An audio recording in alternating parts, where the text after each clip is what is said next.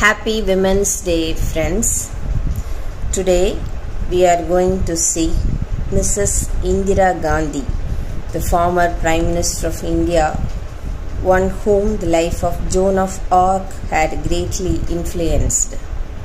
It is well known that I did not groom her or help her in any way to become the Congress President, but she did, and I am told even by people who do not like me or my policies that she made a very good president. Sometimes she chose a line of her own against my way of thinking, which was the right thing to do. She had a strong, independent mind of her own, as she should have. You can easily guess whom said this and regarding whom. Jawaharlal Nehru said this regarding his daughter Indira when she became the President of the Indian National Congress in 1959. It is true that the great father had not trained his daughter for the post of the Congress President, or for that matter for any other particular post either. But he had certainly prepared her for a worthy career. Even before she had stepped into her teens, Indira had accompanied her parents, Jawaharlal and Kamala, on a tour of several Western countries and had the privilege of receiving a long series of highly enlightening letters from her father while staying away from him.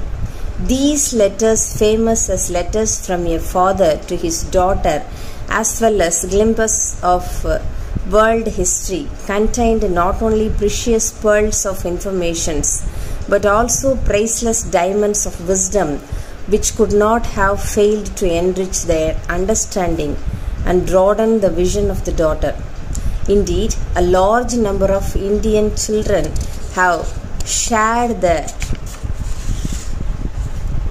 benefit of these letters, for the books containing them have proved popular through the decades. Indira, the second part of her name, was Priyadarshini.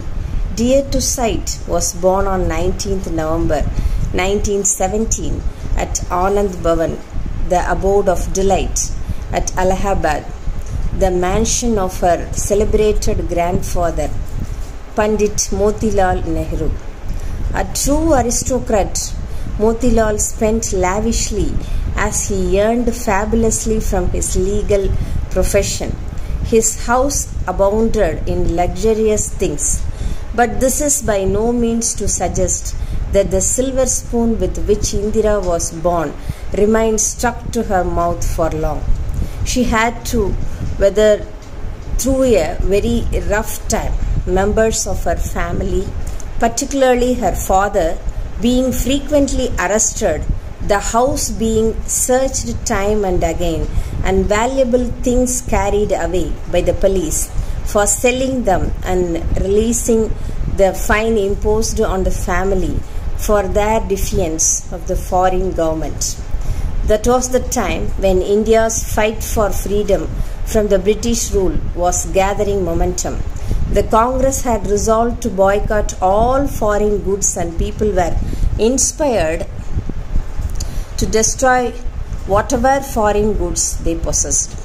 One evening, a big bonfire was made in front of the Anand Bhavan, which was fed by all the foreign goods.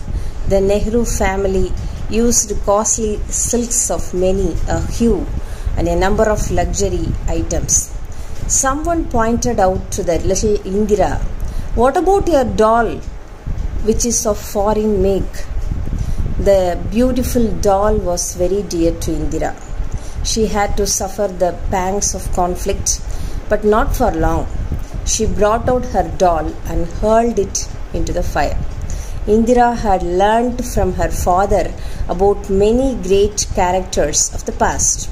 Of them, the one that inspired her most was the life of Joan of Arc, the peasant girl who with miraculous power led the French army against the English and drew them out of France. With such examples in mind, no wonder that Indira would put up with sacrifices and sufferings with ease. And because she realizes so well how much the childhood means for the future of a person, she lays great emphasis on the right upbringing of the child. The message she had given on the occasion of the Chandamama's Silver Jubilee celebrations bears testimony to this. Our children need books and journals which will awaken their minds to the marvels of creation and the living universe of ideas. Publications for children must arouse imagination, create aesthetic awareness, encourage the desire for knowledge, and at the same time teach them to live in harmony with their own society and the world. My good wishes for the continued success of Chandamama. In 1929, the Congress announced complete independence as the goal of the country. The non-cooperation movement was intensified. Thousands of volunteers were arrested or beaten up and wounded. Indira, who had experienced barely a dozen of springs by then, stood up to the occasion by organizing what was known as the Vanara Sena, the Monkey Brigade,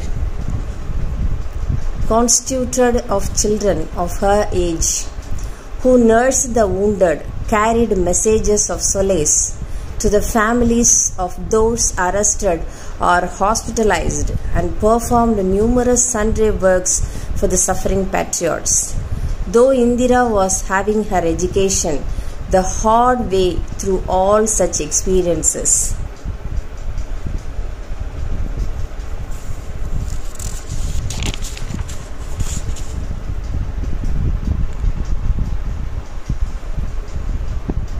her father was anxious that she should get some formal education.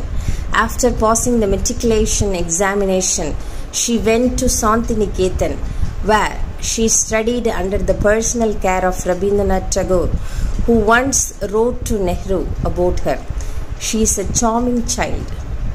She has your strength of character as well as your ideas." In 1935, she was sent to Switzerland to look after her ailing mother as well as for study. But early the next year, her mother died and her study was interrupted. After, she proceeded to Oxford in England, but she fell seriously ill. Her academic studies remained incomplete, but the traits a true education could develop were hers, naturally and spontaneously.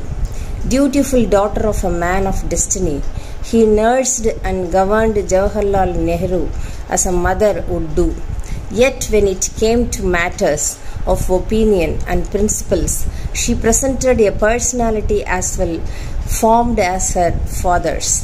In 1942, she married Feroz Gandhi, a brilliant youth with progressive ideas. Soon after their marriage, a new phase of the freedom struggle, known as the Quit India movement, was launched, and her entire family, including Feroz and herself, was put behind the bars. Prior to that, she even got a taste of the police lathi. She was ill. Over that, she was ill-treated by the jail authorities. The officials even entertained themselves to the fruits her friends sent her. From the day of the assumption of the office of the Prime Minister by her father till his death in January 1962, Indira shared his hope and agonies while discharging her duties as a leader by her own right. When Lal Bahadur Shastri succeeded Nehru as the Prime Minister, she joined his cabinet, and his sudden death in January 1966 became the third Prime Minister of India. Since then, She has continued to lead this big and populous country through many ordeals and trials on the path of progress and peace. She is often mentioned as the world's most powerful woman, even the most powerful leader among both men and women.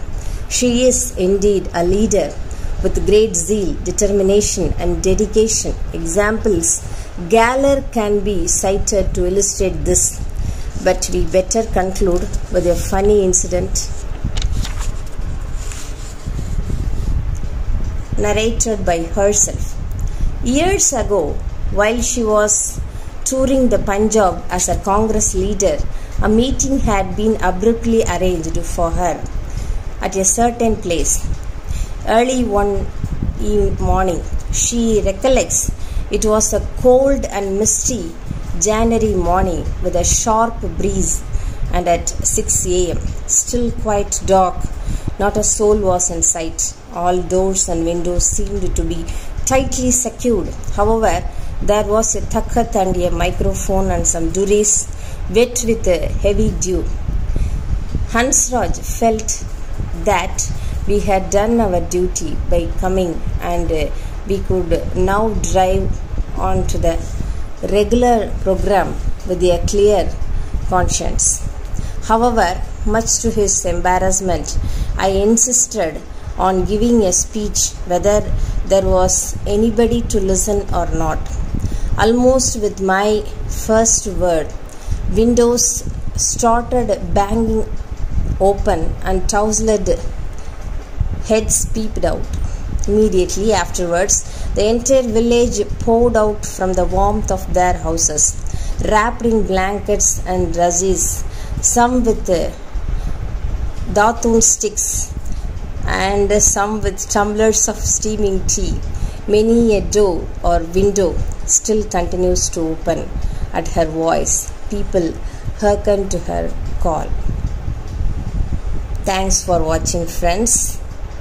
Support us by subscribing our channel. Thank you so much.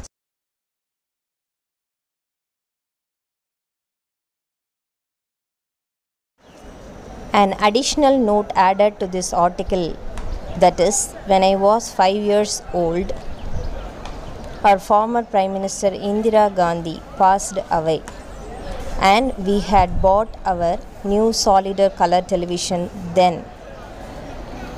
On our Panchayat board requisition, Dad and Mom made a broad pandal, and the whole village people of Valangaiman, Thiruvarur district, Tamil Nadu, watched the whole funeral ceremony of our former Prime Minister of India, Mrs.Indira Gandhi.